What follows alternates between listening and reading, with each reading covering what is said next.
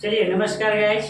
तो चलिए फिर से क्लास में लेके आया हूँ 10th class Sanskrit chapter 4 objective question.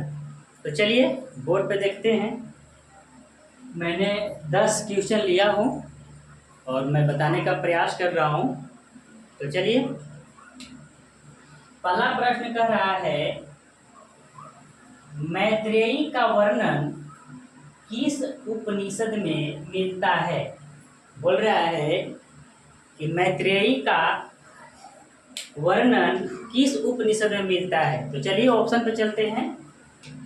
Option A बोल रहा है मुंडो उपनिषद, और बी बोल रहा है कंठो उपनिषद में, और सी बोल रहा है बृहदारण्यक उपनिषद, और डी बोल रहा है ईशावास्यो उपनिषद। तो चलिए इसका राइट आंसर हो जाएगा सी। चलिए दूसरे नंबर पर चलते हैं। दूसरे नंबर प्रश्न बोल रहा है वरदाम्बिका परिणय चमयू, वरदाम्बिका परिणय चमयू किसकी रचना है। तो चलिए इसका देखते हैं। ए में क्या है देव कुमारी का, और बी में बोल रहा है राम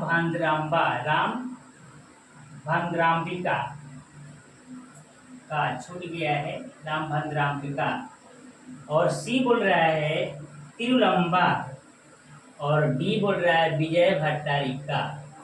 तो इसका राइट आंसर होगा तिरुलंबा। चलिए अब देखते हैं 3 नंबर प्रश्न में क्या बोल रहा है। आधुनिक संस्कृत लेखिकासु का प्रसिद्ध कौन है। आधुनिक संस्कृत लेखिकासु का प्रसिद्ध कौन है। तो चलिए देखते हैं ऑप्शन में। ए है क्षमा राव, और बी है मिथिलेश कुमारी मिश्रा, और डी सी ऑप्शन क्या हो रहा है शांति देवी, और डी क्या कह रहा है गंगा देवी। ये है गंगा देवी। तो चलिए इसको आंसर देखते हैं।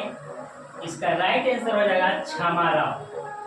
आधुनिक संस्कृत लेखिकासु का प्रसिद्ध लेखिका, यहाँ पे लेखिका भी लिख सकते हैं लेखक।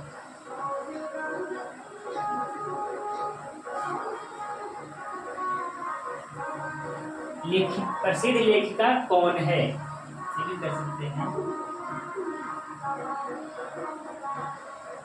कौन थे, इसमें क्या है आधुनिक संस्कृत लेखिकासु का प्रसिद्ध लेखक कौन थे, ये क्षमा राव थे।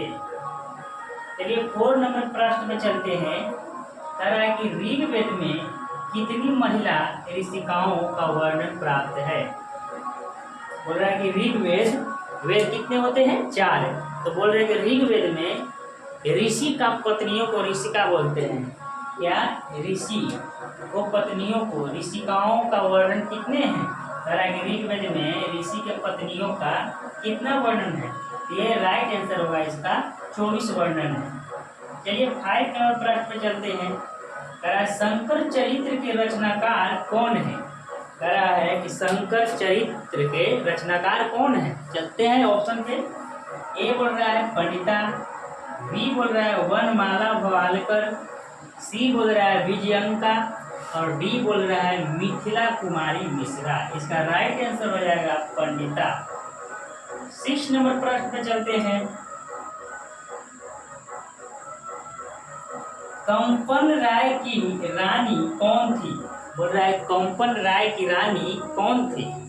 तो चलिए राइट आंसर देखता हो तिरुलंबा। ए बोल रहा है तिरुलंबा, बी बोल रहा है गंगा देवी, सी बोल रहा है देवी कुमारी का, और डी बोल रहा है राम भद्राम्बा। इसका आंसर क्या हो जाएगा, इसका बे होगा गंगा देवी। चलिए 7 नंबर प्रश्न पे चलते हैं। आधुनिक काल की संस्कृत लेखिकाओं में कौन अति प्रसिद्ध था। दोबारा प्रश्न है, उसमें बोल रहा है कौन प्रसिद्ध था, अति प्रसिद्ध। इसमें बोल रहा है कि कौन अति प्रसिद्ध यानी बहुत प्रसिद्ध था। तो चलिए ऑप्शन पे चलते हैं। ए ऑप्शन क्या कर रहा है, विभा राव, और बी बोल रहा है आभा राव, और सी बोल रहा है छामा राव, और डी बोल रहा है रामा राव। इसका राइट आंसर हो जाएगा छामा राव। क्या था, छामा राव जो थे आधुनिक काल संस्कृत लेखिकासु को बहुत प्रसिद्ध कवि थे। चलिए 8 नंबर प्रश्न पे चलते हैं। क्या कह रहा है, वनमाला भवालकर किस काल की संस्कृत कवित्री थी। वनमाला भवालकर किस काल की कवित्री थी। कवित्री किसको बोलते थे, कवि का, स्त्रियां का। तो चलिए इसका राइट आंसर देखते हैं। प्राचीन काल, अति प्राचीन काल, मध्यकाल और वर्तमान काल। वर्तमान काल की थी।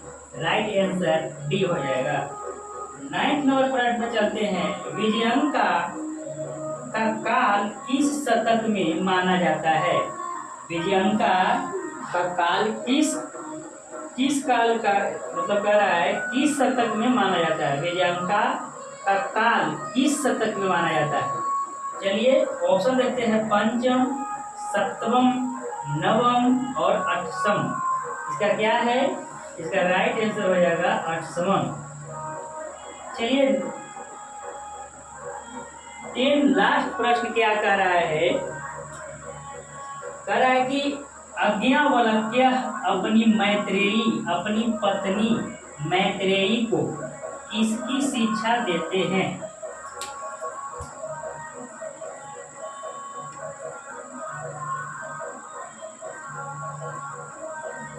देखिए क्या कर रहा था, यज्ञवल्क्य अपनी पत्नी मैत्रेयी को, यज्ञवल्क्य जो थे उनका मैत्री का नाम क्या, पत्नी का नाम क्या था, तो मैत्रेयी नाम था। चलो तो क्या कर रहा था कि अपनी मैत्री को किसकी शिक्षा देते थे, किस चीज का शिक्षा देते थे। तो चलिए भारतीय संस्कार का, न्याय योग का, सी बोल रहा है आत्म तत्व का, और संख्या डी बोल रहा है संख्या का। यानी अपनी पत्नी को आत्म तत्व का शिक्षा दे देते हैं। ऑप्शन नंबर सी।